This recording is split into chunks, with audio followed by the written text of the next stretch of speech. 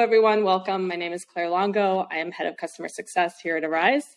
I'm here today to moderate a panel discussion on build versus buy, the ultimate decision when building out your MLOps infrastructure. And we've got an amazing lineup of rock stars that we've worked with and worked with inside the community. And I want to go around and give a round of introductions. So Alex, you want to kick us off? Hi, everyone. I'm Alex Wolf. I'm a product manager at Wayfair working on our machine learning platform. And I'm Chris Labbe at Vivun, head of data science and the ML and AI work that we do, working very, very much lately on MLOps and MLOps infrastructure. Hi, I'm Laszlo Sragner. I am from London. I'm a machine learning consultant. We are helping companies to get MLOps right. I'm thrilled to be here. Hi, I'm Kratz. I'm with Bazaarvoice. I'm a principal research engineer, so I lead the machine learning team. We've been investing in MLOps for the last 2 years now. And we're ready to hit the accelerator to build cool apps.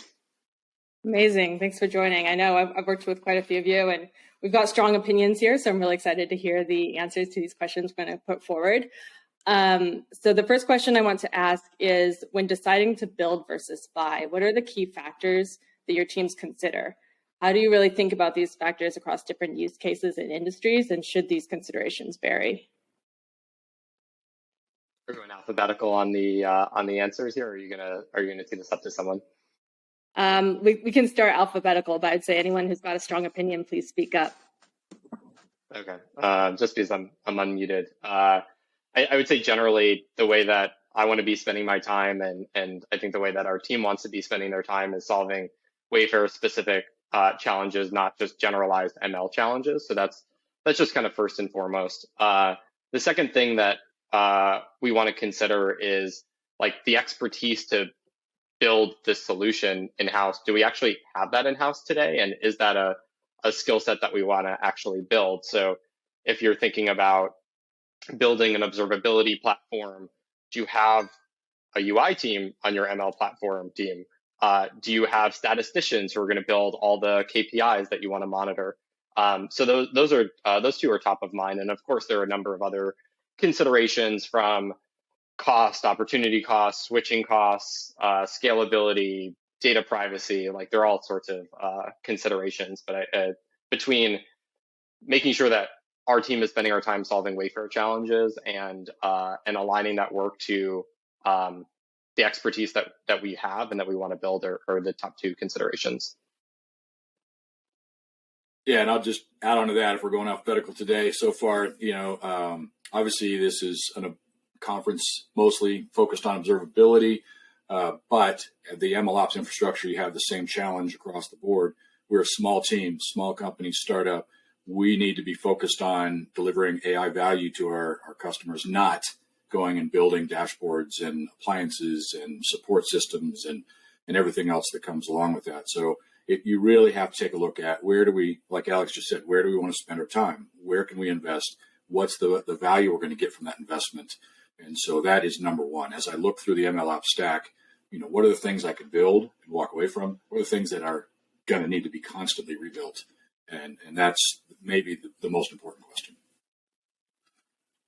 Yeah, maybe my oversight of the situation is a bit more generic because we are dealing with a lot of companies, and what I see is that you have, especially if you work for a startup, you have a very steep maturing of your business case as you hit product market fit or any kind of scale up.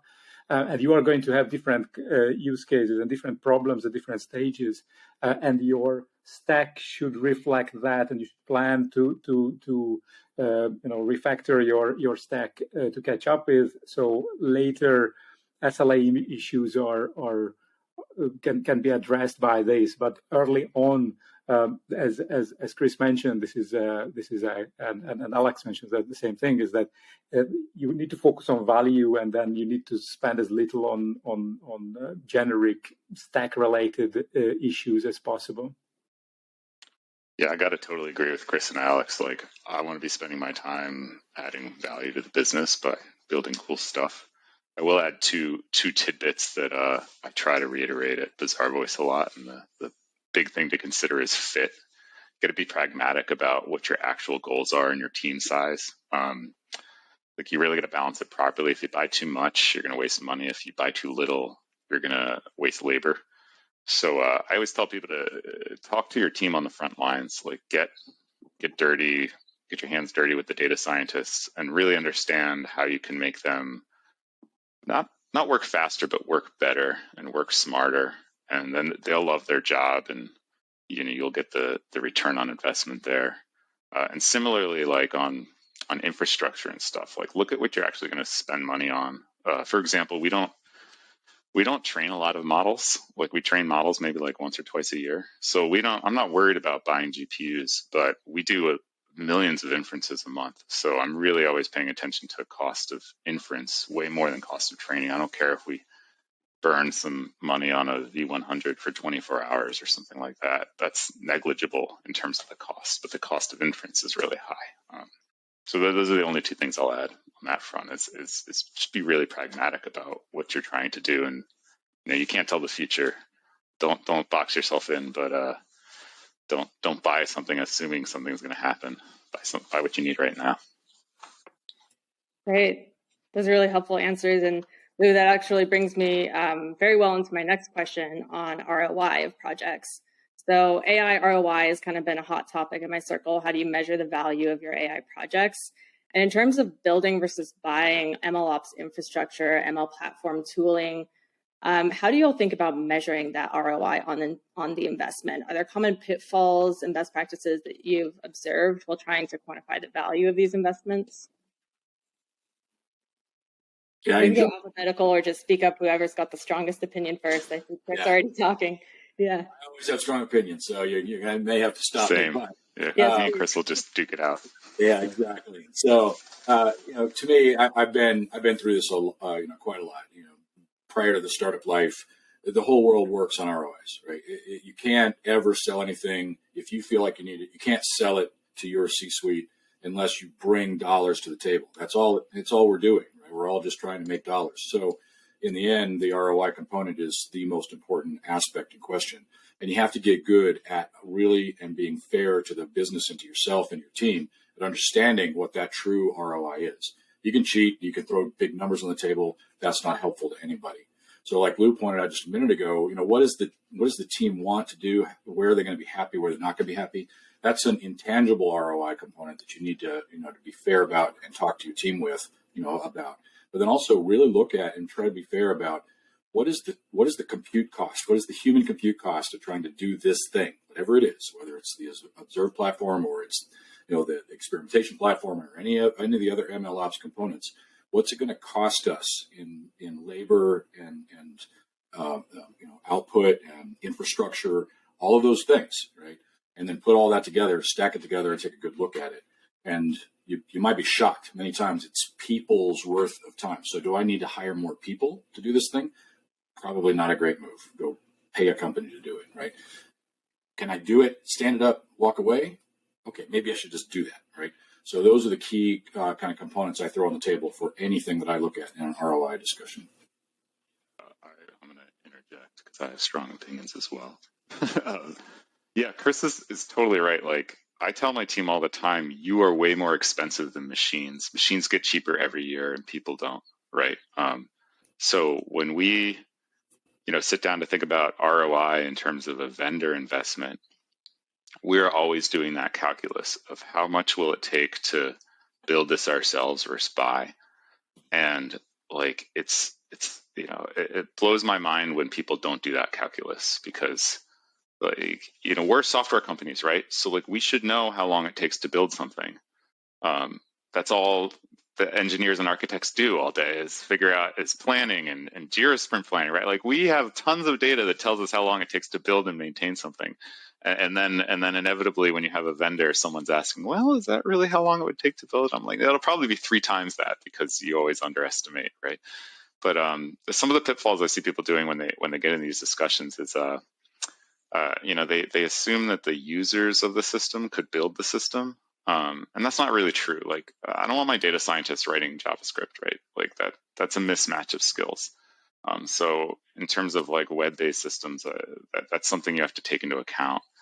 And also another pitfall I see is they'll forget the cost of maintenance or updating or maintaining a system. So you build an in-house solution, you put a Tiger team together for 6 months. Okay, cool. You got your in-house solution. Everything's great. A year later, you've got a log for JBug you need to patch, and nobody knows how that system works anymore, right? Like because you didn't maintain it. Or a year later, a startup came along and did it better, faster, and is continuously investing, right? There's economies of scale that you have to take into account. So, if you forget how fast this space moves, like companies are building solutions all the time, and they're going to benefit from that. So if you build in-house, you're taking that risk that you're going to have that temptation not to reinvest in your in-house tool. That's something people often forget is it's not just the upfront build cost, it's that maintenance cost over the next 5 years, right? Yeah, I'll add one of the challenges I've had related to like quantifying the ROI. Like if you think about an observability platform, like how do you quantify something that's an unknown? Like how many models are going to be on this observability platform? How many issues are they going to have, like performance related issues are they going to have in the future, and what's the financial impact of those? Like, you have to make some pretty big assumptions around that to figure out the ROI, and just state what your assumptions are. And then I'll also say like instrument so that when it comes time to quantify the ROI, at least you have data available for metrics that will help you quantify, like how many alerts were fired, how many of those were true positives versus false positives. And then at that point, like once you've exhausted how much you can actually instrument in the system, then you can maybe reach out to a data scientist that you work with and say, well, how quickly do you think you would have found this issue had you not had this observability platform? So definitely recommend instrumentation to see the underlying usage of these platforms to compare. I would mention that obviously buying tools are not free, so obviously you need to maintain those as well. And often I see that very early on, especially if you don't have really good use cases for actually for the models, and you don't have a good idea of the ROI of the models themselves. Buying an MLOps stack and hiring people to maintain it is premature, and I think this is probably one of the biggest mistakes. And one comment on Lou's about the speed of the industry, I do think that you can see. To be honest, I think that it slowed down recently, the MLOps space, particularly because VC stopped financing new companies, but. You are essentially looking at 3-4 year old softwares when you try to build a stack, and I think that should be noted. And I do think that there is a space for a next generation of tools that are addressing this current space. Maybe with generative AI, maybe with knowledge what was gathered in the last 3 years. But I do think that some of the tools are reaching the end of their life cycle, and maybe it's good for replacement. Yeah, thank you. I like that perspective on it. I hadn't really thought about kind of the maturity of these tools and kind of how the iteration might be slowing down there. Brings me to my next question. When you think about building versus buy, how do you balance the need for customization and control that you get with the build decision versus the benefits of off-the-shelf solutions? Thinking about how can your organization ensure that they're able to still integrate with that third-party software tool instead of building it specifically, you're going to be able to integrate, so you're not compromising on your own requirements and workflow. So really think about how to balance those. I'd love to hear from the team here. I have a couple of thoughts to share there. One, if your project allows it, if the vendor allows it, see if you can do a proof of concept before you go live, and try to make that proof of concept as apples to apples compared to other vendors that you might be evaluating. And then during that proof of concept, if you can proceed with it, like that's a great opportunity to assess the vendor's willingness to hear what your enhancement requests are as you have ideas on how to enhance the platform, as well as testing potentially integration points as well. So it's a good way to vet the vendor, hear about their roadmap, and then also have more confidence that you're making a good decision if you go with the buy route. Yeah, and I would say that the best solutions, if they're worth the money that you're going to pay for them, have some level of customization. So, no two customers of whoever is building that thing are the same. And so really good solution architects are going to be able to give some flexibility to allow that solution to bend to whatever your personality, your needs, your data say that you want. So there has to be a trade-off. Obviously I'm paying, therefore I want answers and I want solutions, but at the same time, it needs to fit our personality. It needs to work in our workflow. It needs to, suit our models, our needs at the same time. So, find solutions that fit that. But if you convince yourself that customization is so important that you go to open source off the shelf, there is just a huge cost there, right? There's a huge, huge, huge cost in developing your own personality into that open source solution. Yeah, my biggest gripe with MLOps vendors is the ones that want to be a one-stop shop, because every company has different needs, right? And this is actually a place where I feel like to talk about another company, if I'm allowed.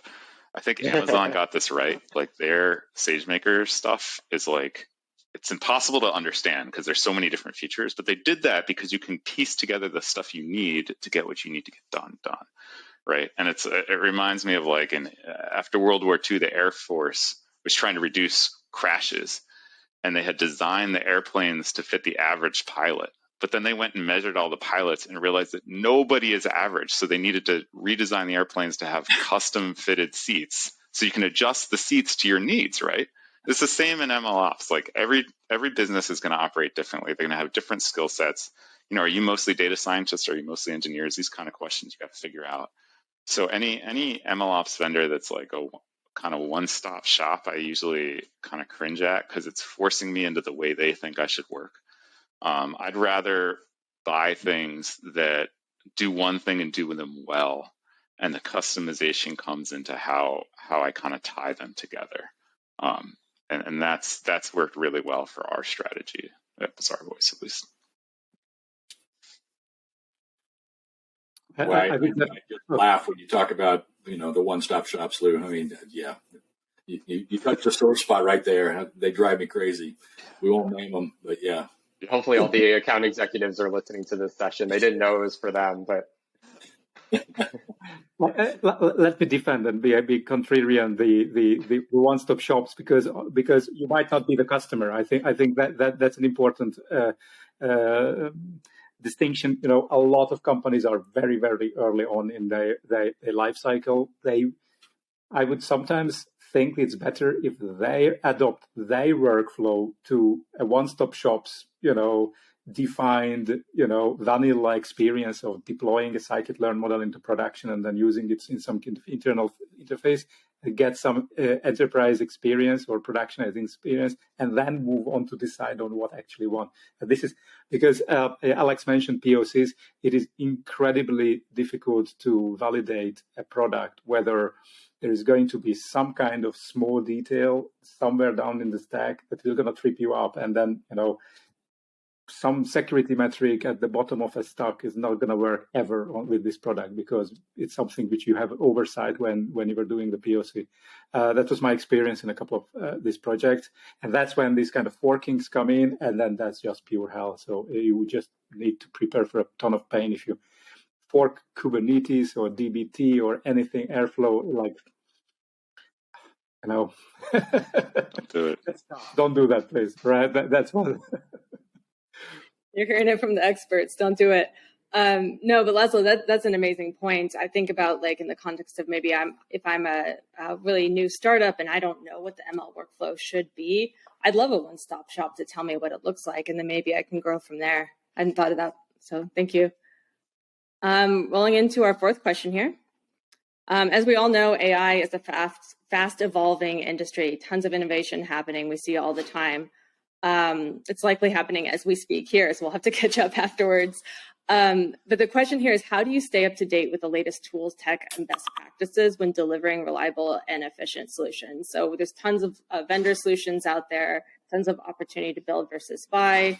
How do you even keep a tab on what's the latest and what's the best practice? I'll jump All of in. us are like, we don't. Yeah. It's not an easy one. There is no answer. It's impossible. In the MLOps space right now, I was sitting in a conference yesterday, and they put up a chart. This was specifically about LLMs, and the new joke was LLM ops. And the landscape is absurd. There's so many things. How do you measure it? What are the latest technologies and techniques? All I can do is, I often wonder, like, why am I not getting anything done? It's because I'm just reading and studying and trying to stay on top for the team and keep them sheltered from this storm that is surrounding us for all the tools and technologies and concepts that are out there. So I think you have to find specific partners. And the areas that I've convinced our company to invest are in areas that I think are so complicated that I just have to partner with somebody. That I don't want to go try to figure this out anymore. To Louis brought up AWS. We are a SageMaker shop, but their observability platform it's just not good, right? And they know it. So let me partner with somebody who's really, really doing that well, and is going to stay on top of it for me, and is going to pay attention to best practices there, and then pick your places, pick those battles, and then other areas. You just have to read and study and listen and be in the community and talk. Right? Yeah, it takes a long time to get enough experience to be able to discern what matters and what's hot air. And I think for me, I stopped worrying too much about staying up to date, because at some point you have to get comfortable knowing that you're not going to know everything, and that's okay. As long as you're comfortable being like, oh, I missed the mark on this one, let me go get caught up quickly. Right. So I don't actually want the distraction very often. I used to, when I was young in my career, I would read archive, looking for papers that were relevant to our space, and then see if I can build them in. And that was kind of fun, because you okay, you're going to build IP or whatever. But an academic paper that sticks, you're not going to know for 2 to 3 years. Right. And you might not be able to have the code available, or the models might not be released for 6 months or something like that. So, it's really hard to look at a new breakthrough and say this is actually going to matter or not. No one can tell the future. It's much easier to wait and see what kind of caught on, and just a couple months. You don't have to be first to win something, right? You don't want to be last by any means, but you don't have to be first either, because the first person to do it usually figures out all the problems and then writes a Medium post about it, and then you just kind of lift and drop, right? So go ahead and take those open source models people release, and go ahead and wait. Stick to Alex's point and Chris's point earlier. Stick to the value of your company more than worrying about being totally up to date. Yeah, there are a couple of ways that I stay up to date that are a little bit different. Laszlo's lagging a little bit. Okay, I'll power on. There are a couple of ways that I stay up to date that are a little bit different than what Chris and Lou mentioned. So one is so we're a Google shop, so Vertex. So we stay really close. We pick our vendors deliberately and work really closely with them. So part of me staying up to date is just being really close with our Google team, them telling me what's on the roadmap, us influencing the roadmap, et cetera. And then the other way is we have a fairly large data science community at Wayfair, and they're aware that we have a centralized ML team, and as people bring in products or technologies that they're aware of as they come into the company, they're not shy about bringing that up and say, hey, I have this problem at Wayfair. The way that we used to solve this was with this other tool. Have you considered that? Where is that on your roadmap? How do you suggest that I solve this problem? So there are a lot of suggestions from the data science community about tools and technologies, but that's another way of staying up to date. Yeah, I unfortunately I do need to stay up to date with everything, and we spend considerable effort on maintaining and classifying these solutions, and then assessing whether they're going to be big or not, or just monitor them, and surveys Kaggle is a typical one. Any kind of management consultants do this all the time of top technologies, and maybe go through the 5-10 ones and then look for the ones which you have never heard about. MLOps communities like that's big, 14,000 people. Someone we're going to mention. If no one mentioned it, probably it's not relevant. Twitter the same, LinkedIn the same. It should come to you and it should have some kind of relevance. Obviously, you have the mad landscape. That's just crazy, like 1,500 companies. And that I used to use that as a reference. If it's not on that, you probably should not worry about that. And then just do a quick try, and then find someone who is a customer. What's their opinion on that, and assess that. But TLDR on staying up to date is hang out with Laszlo. Yeah, that's always a good idea. Well, but also, Laszlo, you brought up my number one source, which is, I'm glad you brought it up, MLOps community Slack. If you're not on that and you want to be serious about the MLOps community, I don't know what you're doing, right? I mean, this thing Demetrios and that group has built is very powerful. And Claire, there's one other part of your question that I don't know that we answered around challenges and with building and scaling MLOps solutions.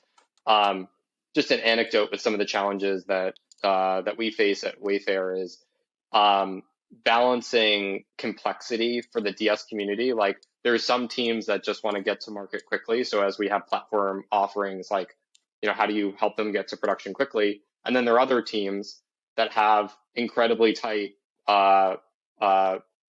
feature serving SLAs, prediction serving SLAs. They want to tune every single knob possible.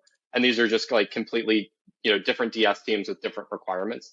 So one of the biggest challenges that I have is just managing what's the right level of abstraction that we're building for them. And it's honestly something that we haven't quite solved yet. Yeah, maybe. So the way we used to look at this is which of the assets or part of the architecture is on the critical path that what must work at any cost, and which ones are good to haves or optionals or adding value, and that's where you think about opportunity cost and ROIs. And essentially, the critical path is almost a software engineering problem, with the same standards and with just a lot of added maths. And the offsides are, that's where traditional MLOps comes in, and you can have experimentation, but because if you make like type 1 and type 2 decisions, you can think of this along these lines. Yeah, definitely. Thank you. So our fifth question here is, we'd really like to understand from y'all how organizations can leverage their experiences with building versus buy in terms of MLOps infrastructure to really inform their broader AI and ML strategy. Thinking really long-term here, how do you ensure that your investment in MLOps aligns with overall business objectives and is contributing to this long-term vision? Laszlo, I know we've chatted a little bit about this one prior, so I'd love to start off by hearing from you.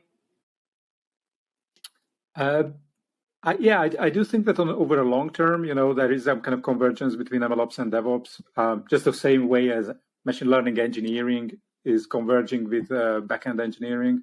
I think there's going to be a trend there that these are just going to, be similar to each other, and data science moves backward toward analysis and the mathy parts of the workflow. But this is, down the line, what I see is like really big tech organizations are working in this direction. Like probably you still use the terminology, but the principles of the workflow, what you're doing is converging.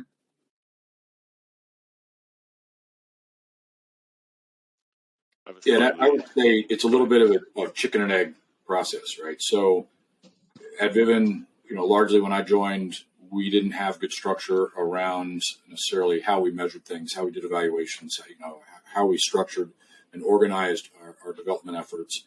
And so we started to get organized there, but not in a truly meaningful way until we onboarded certain partners and certain technologies in our MLOps stack.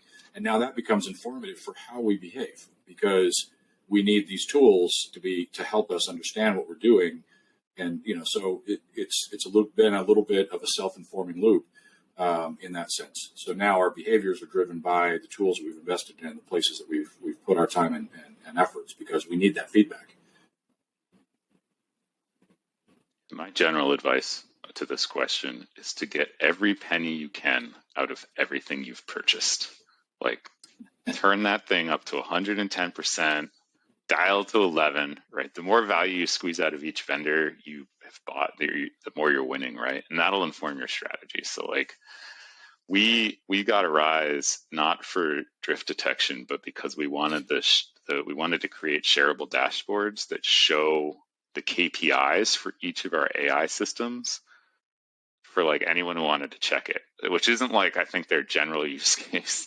But you guys worked with us a lot on that, and it's awesome for us because I can point a PM, a marketer, whoever, to these things and say, this is how much our machine learning system in this space generated for us. This is the value we're getting, like, live. You know, they can see it for the last 10 minutes how much value it generated, right?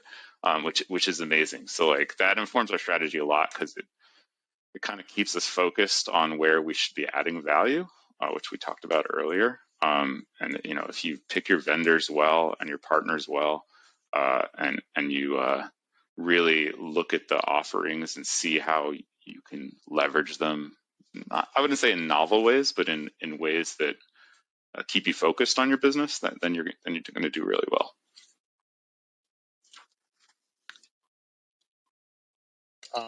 And I would just add from my perspective, like, I often find that the thing that's influencing our AI or ML strategy is less about the technologies, and it's more around the business priorities, and that heavily influences where we make investments.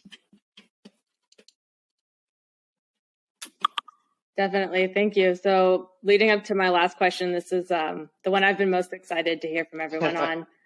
Let's say you've made that decision. You decided to either build or buy, and you have a new software that you're integrating. And these are typically softwares that our engineers or data scientists are going to use. It's typically a platform software. So there's cost of migration to a new tool for the users, and there's also a learning curve of learning a new tool.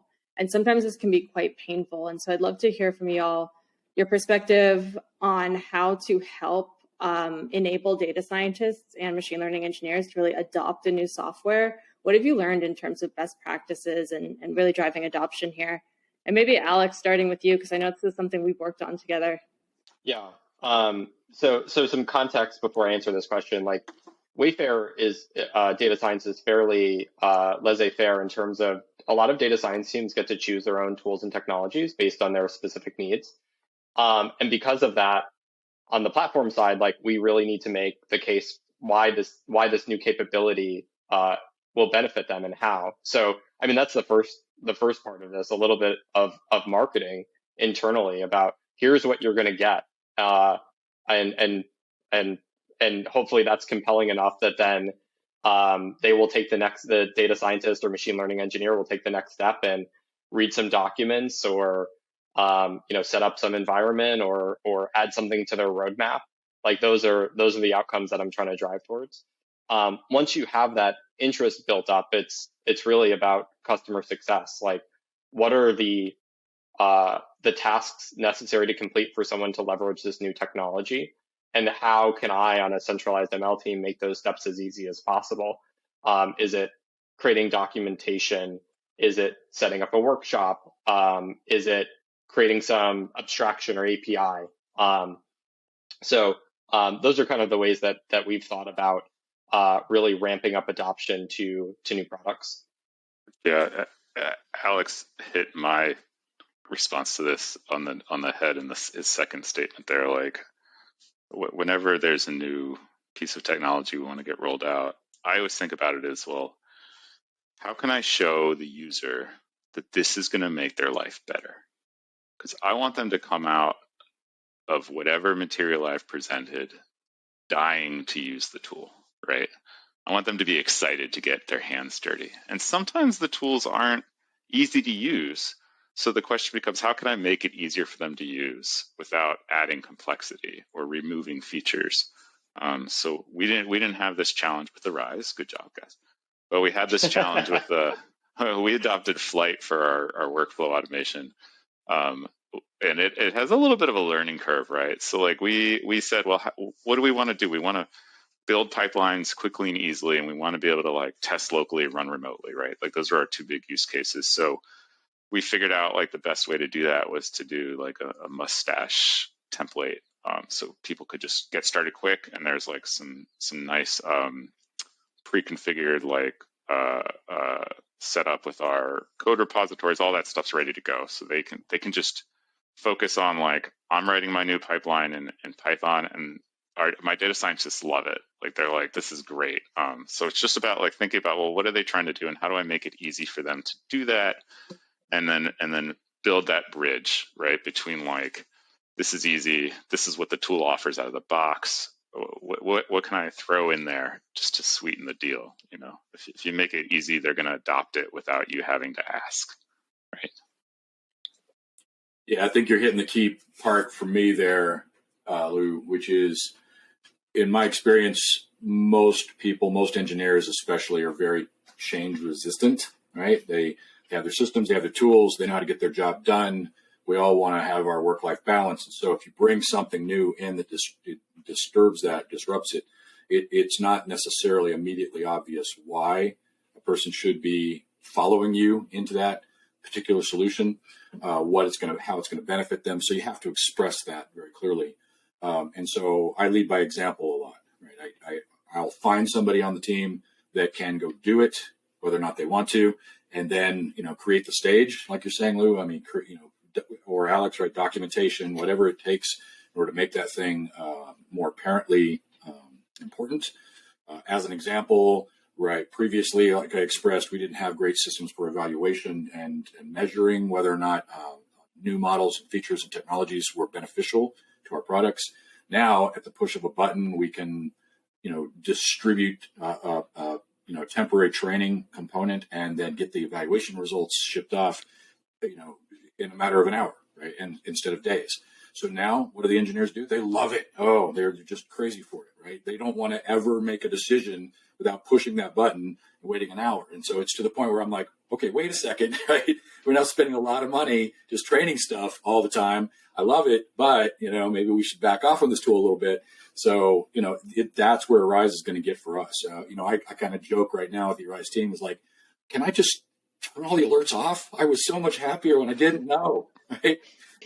Like 3 months ago, I didn't know how my models were performing, and I was happy, and now I know. So, I think once you get that momentum going, people see the apparent value, how it helps them, the signal it gives, and we all want to do a great job.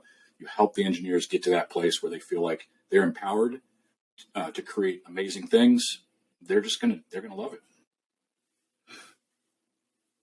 Yeah, maybe I can reflect on another aspect of the migration, because obviously if you make a decision and then you start using a product, you can stuck with it for a long, long time.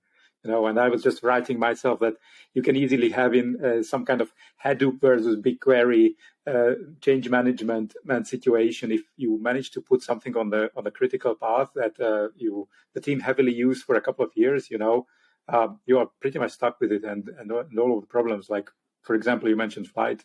And I think this is where some of the aspects of POCs and the maintenance cost and the buy versus build ROIs come in, because if there is some kind of shortfalls of this product, then the engineers needs to cater for it. And obviously the data scientists are rarely care about this, and I think that's more of a question of they just want a solution. They're almost non-technical for some of these products, and the machine learning engineers needs to figure it out for them, how to abstract these tools away from them, either through a UI or some kind of Python packages or something that doesn't depend on the infrastructure, and expose that to them so they can work on the business problems happily, where we know that value is coming from. So this is how I think about that abstraction in the software sense is an important feature or paradigm that you are exposing to the data scientists. I also have a couple other ideas for folks who are trying to ramp up adoption. I mean, one is, if you have the capacity, the engineering capacity, just white glove on board, like one of your models, maybe if we're talking about an observability platform, for example, just, hey, I'm on a central team. I'm just going to do whatever it takes to have this one model be successful. Maybe it's a really impactful model from an ROI perspective. Maybe it's just a really visible team. Can we get them on board, get them some results, and then use that as a case study to then, again, through some internal marketing, use that as a way to communicate to data scientists, here's what you're going to get from this platform. And you don't have to hear it from me, Alex, who's just some lowly product manager on a ML platforms team. Here's Joe, data scientist, that you're hearing it from. And then the other angle, although this is not very common at Wayfair, but with the top-down approach where you get the head of data science for marketing to say, yes, this is a requirement, every single model or every single workflow needs to be using this technology because I'm convinced that this is within our strategy. So that's another way. Maybe not as desired by the staff data scientist to be told what to do, but that's another effective way to convince your leadership team that this is an essential part of the MLOps stack. Yeah, but sometimes we even speak about. No, please go ahead.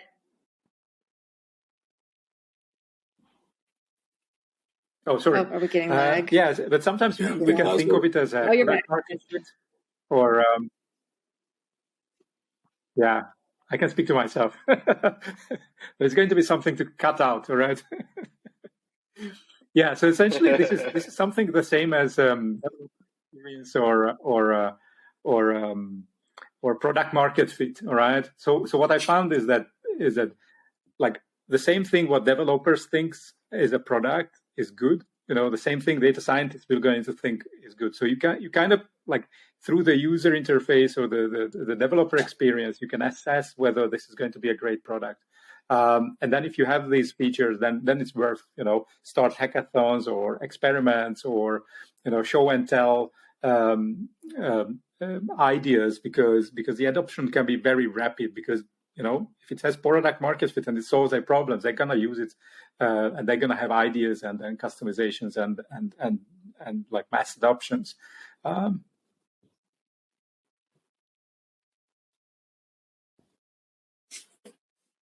Yeah, beautiful. Thank you for sharing that. I was actually just taking a note. The hackathon idea is such a fantastic way to help people get hands-on with the tool and see what value it might give to them.